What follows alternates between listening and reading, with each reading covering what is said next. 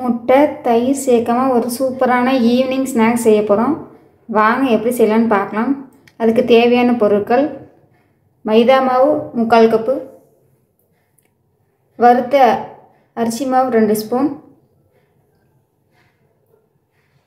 2 spoon ரவை, 1/2 cup சர்க்கரை, அரைச்ச சர்க்கரை பவுட்ரு, ஏலக்காய் பொடி, ஆப்ப சோடா 1/2 ஸ்பூன்.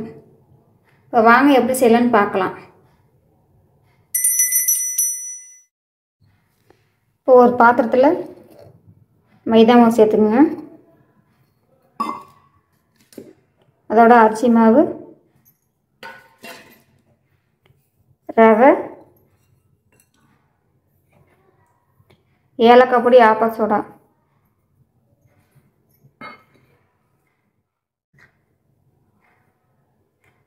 உப்பு தேவையான அளவு. உப்பு சேர்த்தா தான் நம்ம இனிப்பு ஸ்வீட் தெரியும். அப்புறம் நம்ம சர்க்கரை பவுட்ரு. இப்போ எல்லாத்தையும் நல்லா கலந்து விட்டுக்கலாம்.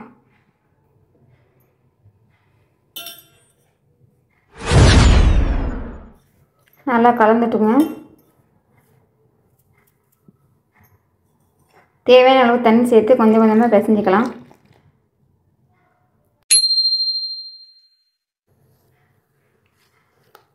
இப்போ நல்லா கலந்துட்டோம். தேவையான அளவு தண்ணி சேர்த்து இந்த மாதிரி இலக்கமாக பிசைஞ்சு வச்சுங்க. ரவை ஊறி நல்ல பதத்துக்கு வந்துடும். ஒரு 1/4 மணி நேரம் ஊற வச்சுக்கலாம்.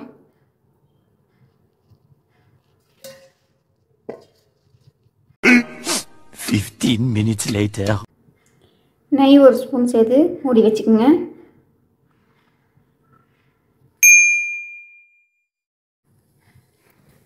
இப்போ நல்லா ஊறிடுச்சு.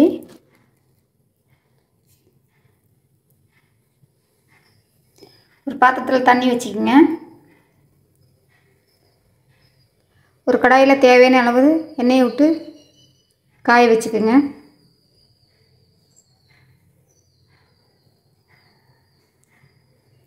இப்போ மாவை கொஞ்சம் கொஞ்சமாக உருட்டி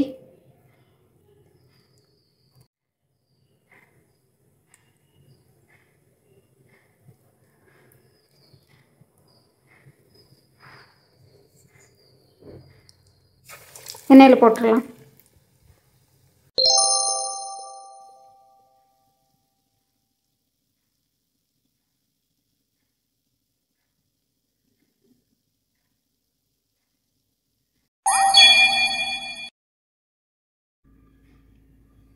ஒரு சூப்பரான டீ கடை கஜடான்னு சொல்லுவாங்க. இது பாருங்கள், லைட்டாக தான் வெடிப்பு வந்திருக்குது. ஆனால் டேஸ்ட்டு சூப்பராக இருக்குது. பாருங்கள், ரொம்ப மேலே வந்து கிறிஸ்பியாகவும் உள்ளுக்குள்ளே வந்து நல்லா சாஃப்டாகவும் இருக்குது. இது மாதிரி குழந்தைங்களுக்கு நீங்கள் வீட்டிலே ஹெல்த்தியான செஞ்சு கொடுங்க. விரும்பி சாப்பிடுவாங்க குழந்தைங்க. இந்த வீடியோ பிடிச்சிருந்தால் லைக் பண்ணுங்கள்.